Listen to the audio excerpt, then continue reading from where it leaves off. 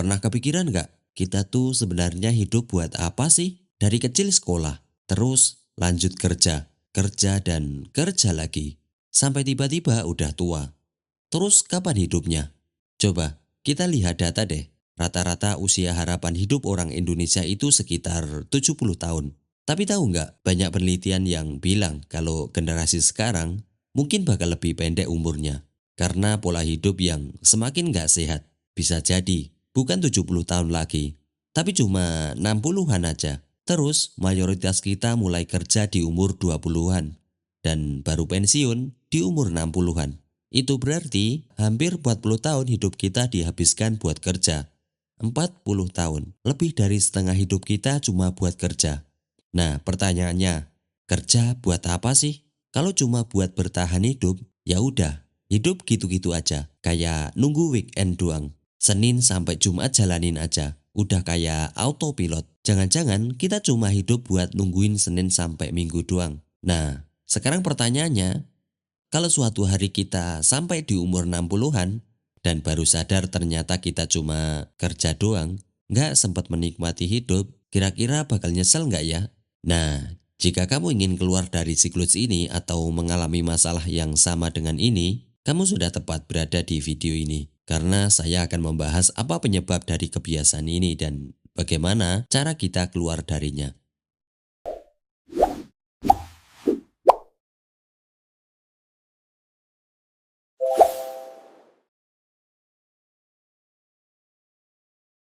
Oke, kita masuk di pembahasan tentang penyebab permasalahan ini.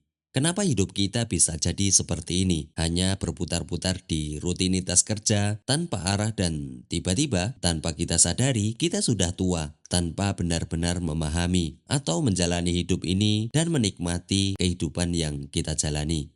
Yang pertama adalah sistem yang dibentuk sejak kecil. Sejak kecil kita diajarkan pola yang sama. Sekolah, dapat nilai bagus, cari kerja yang mapan, dan bertahan sampai pensiun. Tapi jarang sekali kita diajarkan bagaimana menemukan makna dalam pekerjaan kita atau hidup kita sendiri. Akhirnya kita tumbuh dengan mindset bahwa hidup ini ya cuma kerja untuk memenuhi kewajiban. Yang kedua adalah tekanan sosial dan finansial. Banyak orang terjebak dalam siklus kerja buat hidup, hidup buat kerja karena tuntutan finansial. Biaya hidup semakin tinggi, harga rumah melambung, bahan-bahan pokok selalu mengalami inflasi dan kenaikan, biaya sekolah yang semakin besar, bahkan tuntutan keluarga untuk hidup yang terlihat berkecukupan. Tapi gaji seringkali nggak sebanding dengan kebutuhan. Akhirnya, kerja bukan lagi tentang pengembangan diri, tapi hanya tentang bertahan, memenuhi kebutuhan dan juga terhindar dari kesengsaraan. Yang ketiga adalah gaya hidup yang membuat kita semakin lelah. Pola hidup modern menuntut kita untuk selalu produktif. Teknologi mempermudah komunikasi, tapi juga membuat kita benar-benar sulit beristirahat, bahkan di luar jam kerja. Kita tetap sibuk, entah dengan media sosial, side hustle, atau sekedar ngisi waktu dengan hiburan yang sebenarnya nggak bikin kita lebih puas, tapi nggak benar-benar maju kemana-mana. Masalah di kehidupan kita ini bukan minimnya pengetahuan atau informasi yang kita dapatkan, tetapi sebaliknya, terlalu banyak informasi yang masuk ke dalam diri kita, sehingga akan sangat sulit untuk memilah-milah mana yang penting dan tidak. Terlebih juga terkendala informasi itu akan sangat berbenturan dengan informasi lainnya, yang kadang kita sulit untuk memilih atau menjalani kehidupan sesuai dengan informasi tersebut. Sehingga penting sekali untuk kita selain menambah informasi yang masuk ke dalam pikiran kita, juga belajar tentang bagaimana merespon dan bereaksi atas informasi yang kita dapatkan. Sebagai contoh, ketika kamu ingin memulai untuk hidup produktif, tentu banyak mengonsumsi konten-konten atau buku-buku dan jurnal tentang produktivitas, yang dimana setiap orang penulis dan juga pembicara itu akan berbeda-beda, memberikan cara masing-masing. Sehingga ketika kita menelan itu semua tanpa kita mempertimbangkan kebutuhan kita ataupun kondisi kita saat ini, tentu akan sangat sulit untuk kita terapkan dalam kehidupan kita. Karena sebagus teori ataupun cara itu, tentu harus sejalan dengan kondisi dan juga siap dan tidaknya kita menerima. Sehingga mudahnya ketika kita mendapatkan informasi itu, tanyakan, Apakah itu memang benar-benar bisa kita terapkan dalam kehidupan kita, ataukah teori tersebut ada yang bertentangan dengan diri kita?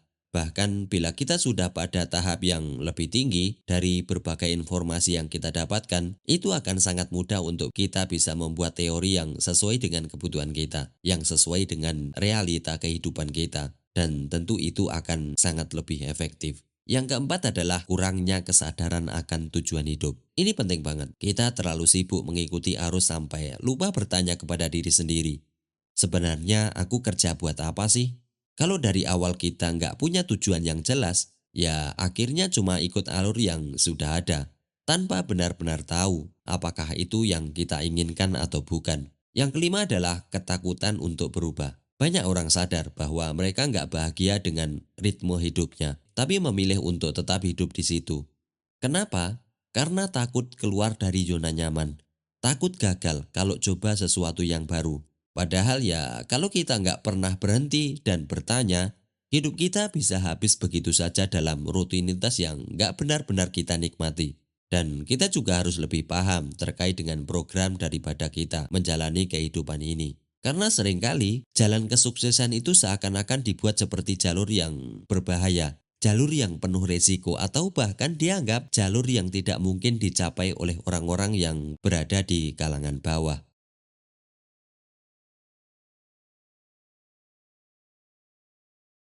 Kita udah paham bahwa banyak orang terjebak dalam rutinitas yang tanpa arah, hanya mengikuti arus tanpa sadar. Waktu terus berjalan. Sekarang pertanyaannya, gimana caranya keluar dari siklus ini?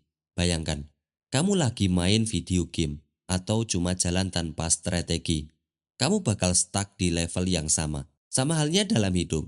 Tanpa rencana yang jelas, kita cuma mengulang pola yang sama, berputar terus-menerus dalam rutinitas dan juga pencapaian. Nah, untuk bisa keluar dari semua ini, ada beberapa langkah yang bisa kamu coba. Ini sangat sederhana, tapi sudah banyak yang mencoba dan berhasil. Yang pertama adalah sadari pola yang sedang kamu jalani. Coba refleksi dulu. Apakah kamu sedang hidup di mode autopilot? Bangun, kerja, pulang, tidur, lalu ulangi besok tanpa ada progres berarti. Kalau iya, saatnya berhenti sejenak dan bertanya, apa yang sebenarnya aku inginkan? Apakah saya mau hidup seperti ini terus? Bahkan pikiran juga bagaimana dampak kalau kita menjalani kehidupan seperti ini terus. Dampak untuk keluarganya bagaimana, untuk anak istri kita tersayang bagaimana, masa depan mereka bagaimana, untuk orang tua, bahkan juga untuk diri kita sendiri. Yang kedua adalah tentukan tujuan yang jelas. Orang yang nggak punya tujuan hidup itu kayak kapal tanpa arah, cuma terbawa arus, mulai dari yang kecil aja. Mau upgrade skill, mau punya kebebasan finansial, mau bangun bisnis. Kalau sudah ada gambaran, langkah berikutnya lebih gampang. Tujuan itu setidaknya ada men-trigger kamu untuk terus bergerak. Tapi bedanya orang yang nggak punya tujuan jelas dan tidak itu sama-sama berjalan. Atau bekerja hanya saja kalau orang punya tujuan itu akan lebih spesifik dan maju dengan sesuai tujuan itu. Karena kita hidup ini ya pasti ada masalah, keinginan dan godaan yang lainnya yang seringkali membuat kita mudah kehilangan fokus tersebut. Sehingga dengan tujuan itu akan mudah menggerakkan kembali ke jalur yang tepat atau ritme dari tujuan kita sendiri. Yang kedua, dengan tujuan yang jelas, kamu juga tidak terbebani dengan keinginan kamu atau ekspektasi atas tuntutan hidup kamu. Bukan sebaliknya, jika orang yang punya tujuan jelas akan sangat mudah terbebani tujuan hidupnya. Nyatanya tidak. Banyak dari masalah yang kita pikirkan itu karena banyak pikiran yang seliweran dalam kehidupan kita dan menuntut untuk bisa mencapainya. Walaupun itu tidak sesuai dengan keinginan yang benar-benar kita harapkan. Contohnya, ketika kita menjadi seorang pebisnis yang dimana kita dalam bisnis yang kita jalani belum sepenuhnya settle atau kuat, yang pasti dalam perjalanannya banyak masalah yang sering kita dapatkan. Terlebih juga tawaran iklan dan juga peluang bisnis lain yang terlihatnya sangat menarik untuk dijalani. Dan kadangkala, ketika kita tidak memiliki tujuan atas bisnis yang kita jalani, akan sangat mudah kita terpengaruh mengambil bisnis baru yang tentu tantangan dan juga faktor keberhasilannya itu belum tergambarkan dengan jelas. Sehingga pikiran-pikiran inilah yang dominan lebih memberatkan hidup kita. Perbedaannya, ketika kita memiliki tujuan yang jelas, tentu dengan kejelasan tersebut kita akan membuat plan yang rapi, tahapan demi tahapan apa yang perlu kita persiapkan atau kerjakan. Sehingga dengan sistem yang udah kita buat akan mengurangi beban pikiran kita. Inilah yang seringkali salah dipahami. Seringkali beban pikiran kita itu berasal dari kita memiliki tujuan hidup. Padahal kalau kita memang sudah memiliki tujuan hidup yang jelas, ya kita akan lebih mudah. Karena kita sudah membuat sistem atau langkah yang sudah jelas, terstruktur, dan tinggal kita melakukannya. Yang ketiga adalah konsep reverse engineering. Daripada kamu bingung mulai dari mana, coba pikirkan tujuan akhirnya dulu. Misalnya, kalau kamu punya bisnis sukses dalam 5 tahun, oke, sekarang pecah jadi langkah-langkah kecil. Tahun pertama belajar market, tahun kedua kita mulai usaha kecil-kecilan, dan seterusnya. Ini bikin perjalanan lebih jelas dan terarah. Intinya pecah menjadi langkah yang bisa langsung kita eksekusi. Itu akan lebih mudah untuk bisa kamu lakukan dan tidak akan membebani diri. Tentu ini untuk yang kita baru mulai untuk diri sendiri. Berbeda dengan ketika kita sudah punya tim yang dimana sudah punya bagian masing-masing yang mengerjakan. Karena seringkali kita melihat orang lain yang sukses, tapi tidak melihat berapa orang yang terlibat di dalamnya. Dan ketika kita tidak melihat itu semua, akan membuat kita minder dan merasa sangat jauh untuk mengejarnya. Sehingga cara mudahnya buat pencapaian itu yang bisa kamu lakukan tahap-tahap itu, yang bisa kamu langsung eksekusi. Dan ekspektasinya tentu juga jangan kamu samakan dengan orang lain, tetapi buat versi diri kamu dan kemampuan kamu sendiri.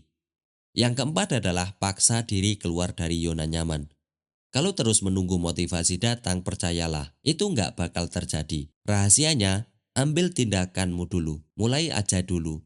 Bahkan langkah sekecil apapun jauh lebih baik daripada nggak ngapa-ngapain. Itu terlihatnya sangat mudah, tapi tidak semudah yang kita pikirkan karena memang ada banyak yang perlu kita korbankan. Entah itu kesenangan kita seperti main musik, main bola, main basket, dan sebagainya yang tentu ketika kita komitmen dengan perkembangan kita, sedikit demi sedikit keinginan tersebut akan ditinggalkan atau berkurang jatah waktu yang kita habiskan. Terlebih juga yang punya keluarga, tentu akan berkurang waktunya untuk membersamainya. Sehingga untuk melakukan perubahan ini tentu bukan hanya ketika mempersiapkan diri kita, mental kita ataupun emosi kita, tetapi juga orang-orang yang ada di sekitar lingkungan kita.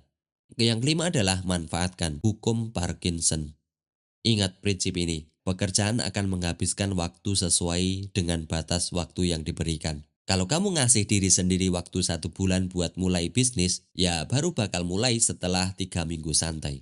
Tapi kalau ngasih deadline-nya 3 hari, otak langsung bakal nyari solusi tercepat. Jadi, set deadline ketat biar nggak kebanyakan mikir. Oke, kita sampai di kesimpulan dari pembahasan ini. Intinya, keluar dari siklus ini butuh kesadaran, rencana, dan aksi yang nyata. Jangan biarkan waktu berjalan tanpa arah. Ingat, semua orang punya deadline hidup masing-masing. Yang membedakan hanyalah siapa yang benar-benar mempersiapkan diri dan siapa yang cuma membiarkan waktu berlalu begitu saja.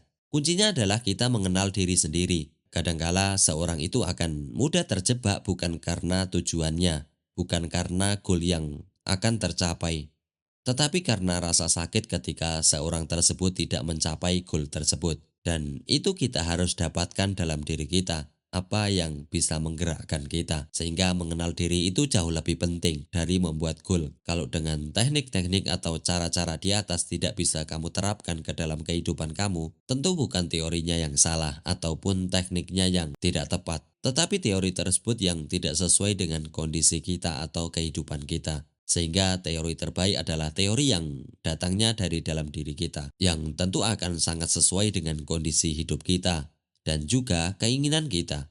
Sehingga temukan cara-cara itu untuk kita bisa tetap produktif dan mencapai apa yang kita inginkan. Terima kasih telah sampai di akhir dari video ini, semoga bermanfaat. Jangan lupa like, subscribe, dan juga ikuti terus channel ini.